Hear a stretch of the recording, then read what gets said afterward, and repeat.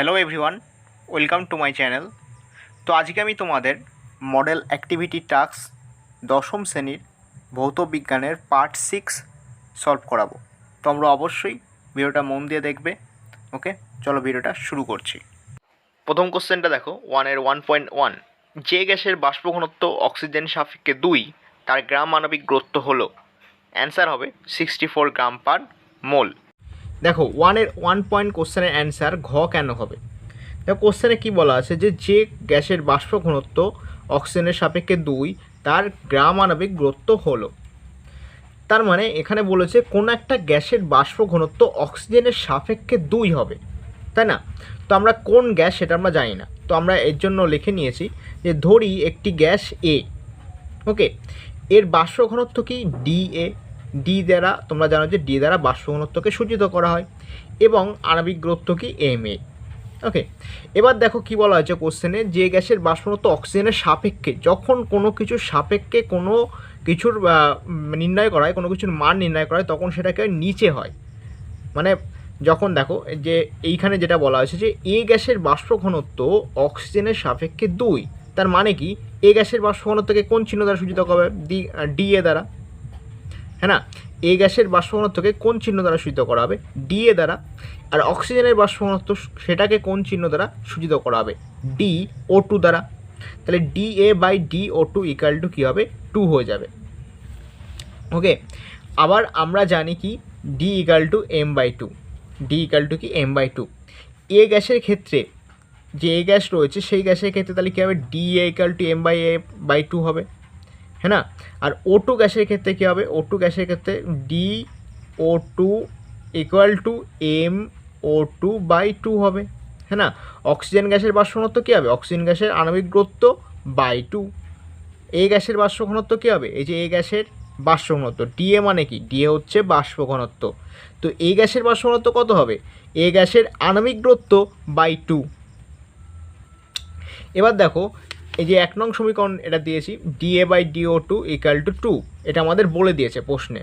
DA/DO2 equal to 2, এটা আমাদের কোশ্চেনে বলে দেওয়া আছে। এবার এইখানে আমরা দেখো 1 নং সমীকরণের প্রথমে কি করব? DA/16 হবে। কেন হবে 16 ইকুয়াল টু 2 হবে? তার কারণ দেখো এইখানে আমরা বের করে নিয়েছি, এই যে DO2 ইকুয়াল টু কী হয়? MO2/2। MO2 কী হয়? MO2 নয়, MO2। ওকে, কাউকে মোটু বলছি না আমি। দেখো এখানে MO2 ইকুয়াল টু কী হবে? 32 হবে, 32 হবে। ওকে, আর এখানে দেখো 32/2 করলে কী হবে? 16 হবে, 16 হবে। তো দেখো এখানে 1 নং সমীকরণে DO2-র মান বসিয়ে পাই, এই যে 1 নং সমীকরণে DO2-র মান বসিয়ে পাই, তাহলে এখানে DO2-র মান কত পেলাম আমরা? এই যে এখানে DO2-র মান পেয়েছি যে 16। এবার আমরা এটা 1 নং সমীকরণে এখানে বসিয়ে দেবো। তাহলে দেখো DA/16 ইকুয়াল টু কী হবে? 2 হবে। তাহলে D এর মান কত হবে? 16 × 2 32 হবে। ওকে, তাহলে DA ইকুয়াল টু কী হবে? আবার এখানে দেখো এ গ্যাসের ক্ষেত্রে আমরা কী পেয়েছি? এ গ্যাসের বাষ্প ঘনত্ব ইকুয়াল টু এ গ্যাসের আণবিক গুরুত্ব /2। বোঝা গেল? MA মানে কি? MA হচ্ছে আণবিক গুরুত্ব কার? এ গ্যাসের। ওকে, তাহলে এখানে ডি এর মান আমরা বের করতে হবে। ডি এর মান কী করে বের করব? এই দেখো ডি এর ইকুয়াল টু কী হবে? DA/16 equal to 2। তাহলে কি ডি এর মান কত হবে? 32 হয়ে যাবে, তাই তো? এবার ডি এর মান পেয়ে গেলাম 32, তাহলে এখানে বসিয়ে দাও 32। এম এর মান আমাদের বের করতে হবে, এম এর মান আমাদের কী করতে হবে? বের করতে হবে। ওকে, এটা কেটে দিও, এটা লিখো না খাতায়। ওকে, এম এর মান আমাদের বের করতে হবে, তাহলে এম এর মান কত হবে? 32 × 2 64 গ্রাম পার মোল। বোঝা গেল? এটা তোমাদের অ্যান্সার। 1.2, গলিত সোডিয়াম ক্লোরাইডের তড়িৎ বিশ্লেষণ করার সময় ক ক্যাথোড ধনাত্মক ও এখানে বিজারণ ঘটে, খ ক্যাথোড ঋণাত্মক ও এখানে বিজারণ ঘটে, গ অ্যানোড ধনাত্মক ও এখানে বিজারণ ঘটে, ঘ অ্যানোড ঋণাত্মক ও এখানে বিজারণ ঘটে। অ্যান্সার ঘ। 1.3, 3 ওহম এবং 6 ওহম রোধের সমান্তরাল সমবায়ের তুল্য রোধের মান হলো। অ্যান্সার হবে গ 2 ওহম। 1.3 কোশ্চেন অ্যান্সার গ। এটা কেন হবে? 1.3 কোশ্চেনটা কী বলেছে? 3 ওহম ও 6 ওহম রোধের সমান্তরাল সমবায়ের তুল্য রোধের মান। মানে দেখো দুটি রোধ রয়েছে, এক হচ্ছে 3 ওহম আর এক হচ্ছে 6 ওহম। এটা কোন সমবায় আছে? সমান্তরাল সমবায়। তো তোমরা কিভাবে বের করবে সমান্তরাল সমবায়, কিভাবে নির্ণয় করবে বা কিভাবে ছবি আঁকবে, যেমনটা আমি এঁকেছি। দেখো মনে করো এরকম একটা 3 ওহম একটা রোধ রয়েছে, আর এটা কি 3 ওহম, আর এরকম একটা 6 ওহম যুক্ত রোধ রয়েছে। তো এটার যে প্রথম প্রান্ত, মনে করো এটা এ আর এটা বি প্রান্ত, এটারও এ আর এটা বি প্রান্ত। যদি এ আর বি প্রান্ত মানে এ প্রান্ত একটা জায়গায় গিয়ে মিলিত হয় আর বি প্রান্ত একটা জায়গায় গিয়ে মিলিত হয়, তখন কী হয়? সমান্তরাল সমবায় হয়। ওকে, আশা করি তোমরা বুঝতে পেরেছো। এটা খাতায় লিখবে না, এটা যেরকম লেখা আছে সেরকম লিখবে। ওকে, এটা খাতায় লিখবে না। তো 3 ওহম আর 6 ওহম এরকম দুটি রোধ রয়েছে, এরা কিসের? সমান্তরাল সমবায় রয়েছে। তো আমরা কী করেছি যে 3 ওহম ও 6 ওহমের সমান্তরাল সমবায় তুল্য রোধ আর হলে, যদি আর হয় তাহলে কী হবে? 1/r equal to 1/3 plus 1/6। এবার লসাগু করবে সিম্পলি, তাহলে কী হবে? দেখো 1/2 হয়ে যাবে। এবার দেখো এখানে 1 রয়েছে, উপরে 1 রয়েছে, আর এখানে নিচে আর রয়েছে, নিচে 2 রয়েছে, তাহলে আর এর মান কী হয়ে যাবে? 2 হয়ে যাবে। যদি উল্টে দাও তাহলে কী হবে? আর এর মান 2 হয়ে যাবে। এবার শর্ট ট্রিকটি, এটাকে বলা হচ্ছে যে মেন্টস মেথড। তো মেন্টস মেথড ভেরি ইজি হয়ে যাবে ক্যালকুলেশন। দেখো কীভাবে করবে। আর ইকুয়াল টু জানবে যে সমান্তরাল সমবায়ের ক্ষেত্রে, কোন সমবায়ের ক্ষেত্রে? এটা সমান্তরাল সমবায়ের ক্ষেত্রে। কোন সমবায়? সমান্তরাল সমবায়। সমান্তরাল সমবায়ের ক্ষেত্রে কী হবে? আর equal to R1 R2 by R1 plus R2। এখানে মান বসাবে, দেখবে ক্যালকুলেশন হয়ে যাবে। কী হবে? দেখো R1 এর মান কত? 3 × 6/3 প্লাস 6। ওকে, 18 নিচে 9 হয়ে গেল 2, তাহলে আর এর মান 2 বেরিয়ে গেল। তো এটা ইজি পদ্ধতিতে তোমরা বের করতে পারবে। This is mint's method. Next question দেখো কি বলা হয়েছে। 2.1 কোনো বস্তুতে সোনার প্রলেপ দিতে কী তৈজবিশ্লেষ্য ব্যবহৃত হয়? Answer sodium aurocyanide. সংকেত KuCN তার হোল 2। নেক্সট 2.2 কিলোওয়াট ও কিলোওয়াট ঘন্টার মধ্যে কোনটি ক্ষমতার একক? Answer kilowatt. নেক্সট কোশ্চেন দেখো 2.3 ডিসি অপেক্ষা এসির একটি ব্যবহারিক সুবিধা লেখো। তো অ্যান্সার হবে ডিসি অপেক্ষা এসির একটি ব্যবহারিক সুবিধা, এসির উৎপাদন ও বন্টন ডিসি এর তুলনায় সহজ ও কম ব্যয়বহুল। জাস্ট একটি লিখতে বলেছে, তো তোমরা একটি লিখে দেবে। এসির উৎপাদন ও বন্টন ডিসির তুলনায় সহজ ও কম ব্যয়বহুল। নেক্সট কোশ্চেন দেখো ফ্লেমিংয়ের বামহস্ত নিয়মটি লেখো। 3.1 ফ্লেমিংয়ের বামহস্ত নিয়মটি লেখো। স্ক্রিনে আমি দিয়ে দেবো, ওখান থেকে দেখে লিখে নেবে। ওকে, 3.2 50 গ্রাম ক্যালসিয়াম কার্বনেটের পূর্ণ বিয়োজনে কত গ্রাম কার্বন ডাইঅক্সাইড গ্যাস পাওয়া যাবে তা নির্ণয় করো। ওকে, দেখে নাও কীভাবে করবে। দেখো এখানে ক্যালসিয়াম কার্বনেটের যদি বিয়োজন করা হয় কী উৎপন্ন হয়? Calcium oxide. এটার নাম কি? Calcium oxide. ওকে, এটার নাম হচ্ছে ক্যালসিয়াম অক্সাইড। ক্যালসিয়াম অক্সাইড, এটা কার্বন ডাইঅক্সাইড, এটা তো তোমরা জানোই। ওকে, ক্যালসিয়াম যেটা রয়েছে ক্যালসিয়াম কার্বনেট, ক্যালসিয়াম কার্বনেটের প্রথমে আমরা যে আণবিক ভর যেটা রয়েছে সেটা আমরা নির্ণয় করব।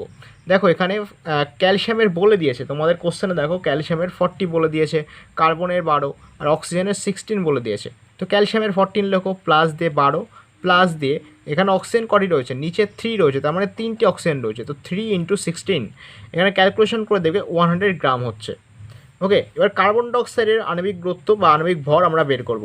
তো কার্বন ডাইঅক্সাইড আণবিক ভর যদি আমরা নির্ণয় করি, দেখো 12 হবে, কার্বনের 12, আর অক্সিজেনের ক্ষেত্রে 2 × 16 করলে 44 গ্রাম হয়।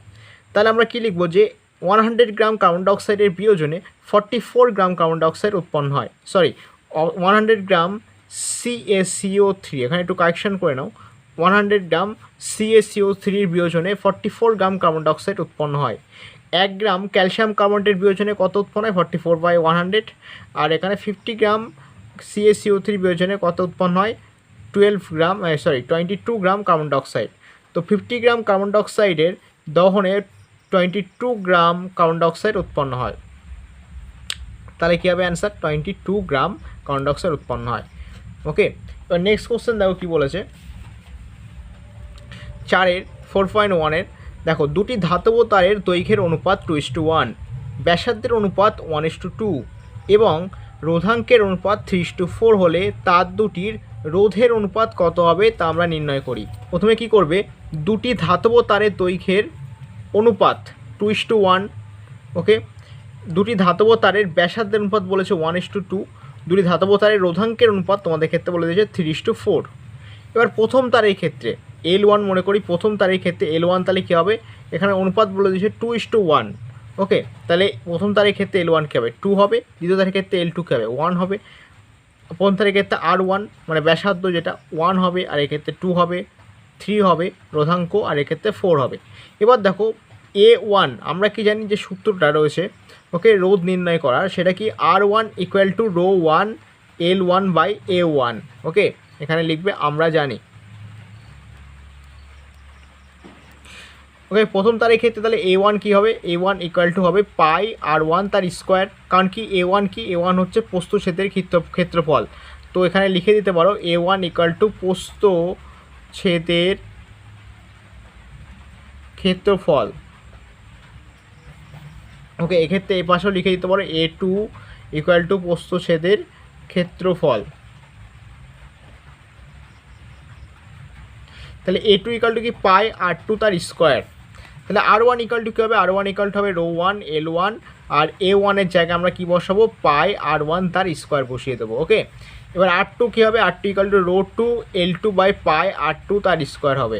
ওকে, এটা বসিয়ে দেবে।